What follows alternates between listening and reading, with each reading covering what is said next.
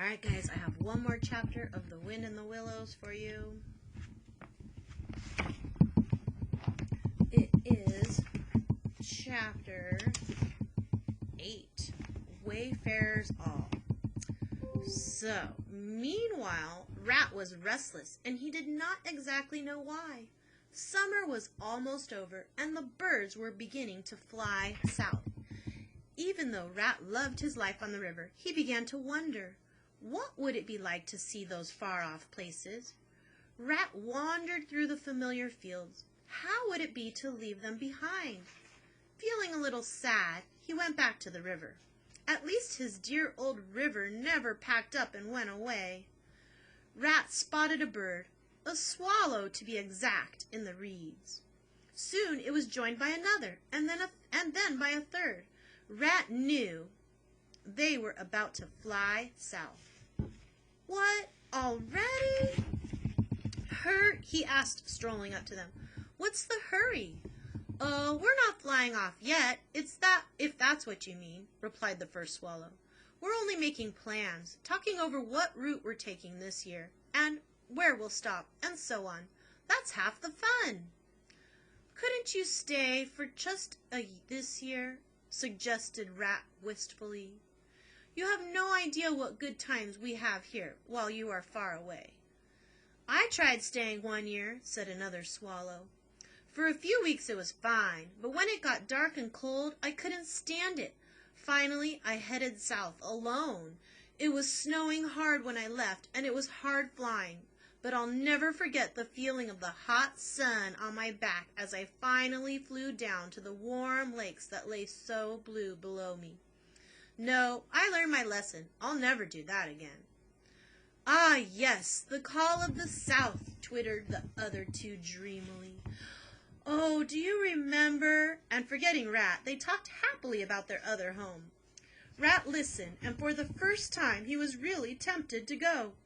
He closed his eyes and thought about sun and warmth, and when he opened them again the river seemed cold and gray. Then he shook himself. Why do you ever come back? He asked the swallows. We love it here too, said the first swallow. We get homesick, and we want to return to the fields and meadows and barns. They started talking again, but Rat walked away, toward a nearby hill.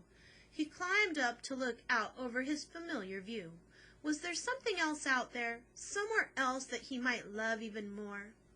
Then he heard footsteps. It was another rat, a very dusty one. The wayfarer said hello and sat down. He was thin and his face was wrinkled. He wore small gold earrings, a blue sweater, and a pair of old patched pants. He carried his things tied up in a blue cotton handkerchief. I like the smell of clover and the sight of cows in the meadow, he said after he'd rested for a moment. It's quiet here, very peaceful. You have a good life here by the river. Yes, it is the life, the only life to live, answered Rat dreamily. He didn't sound quite as sure as he usually did. That may be so, said the stranger, but still, I'm on my way south. I'm a seafaring rat. I have been all over this world. Rat asked the stranger to tell him about his travels, and the sea rat talked for a long time, spinning tales of distant lands, beautiful exotic cities, and the delicious food and drink of other countries. That reminds me, said Rat, you must be hungry. Will you have lunch with me? My hole is nearby. That's kind of you, said the sea rat. I am hungry, but do you think you could bring it out here? I'll fall asleep if I go out inside, but if we stay outside, I can tell you more stories.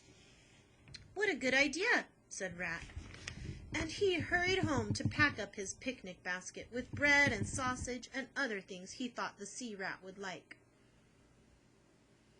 When he came back, they unpacked the food and ate and ate. When they weren't quite so hungry anymore, the sea rat began to talk again, telling the story of how he'd found his way from sunny Spain all the way to this hill up north. Rat loved every detail of the story. Sea Rat went on and on about his travels and adventures, and Rat began to feel as if he were dreaming a beautiful, exciting dream. Finally, Sea Rat stood up. "And now," he said, looking into Rat's eyes, "I must start off again, on to the warm south for more adventure. And you will follow me, won't you?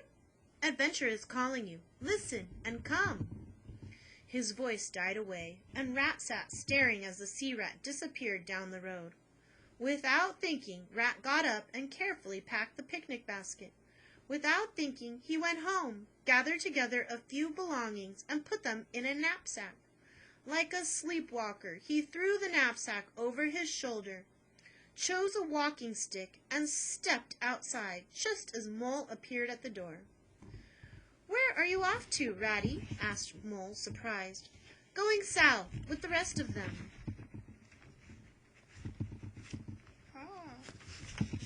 murmured Rat in a dreamy voice.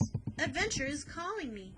He tried to walk past Mole, but Mole wouldn't let him. He saw something in Rat's eyes, something that frightened him. Rat was not himself. It was as if he had been hypnotized. Mole pulled Rat back inside. Rat struggled for a few moments, and then he gave in. Mole helped him to a chair where he sat down, looking shaky and exhausted. Then Rat began to cry. Mole closed the door, threw Rat's knapsack into a closet, and sat down quietly near his friend, waiting for the tears to stop. Finally, Rat fell asleep, and Mole let him nap. When Rat woke up, he seemed more like himself again. Mole sat down and tried to cheer him up. "What happened?" he asked. Rat tried to explain things, but it was hard. How could he explain the magic of Sea Rat's tales? The spell was broken now, and he could hardly believe how strong it had been. Mole could see that Rat still seemed sad. He even seemed to have lost interest in his beloved river.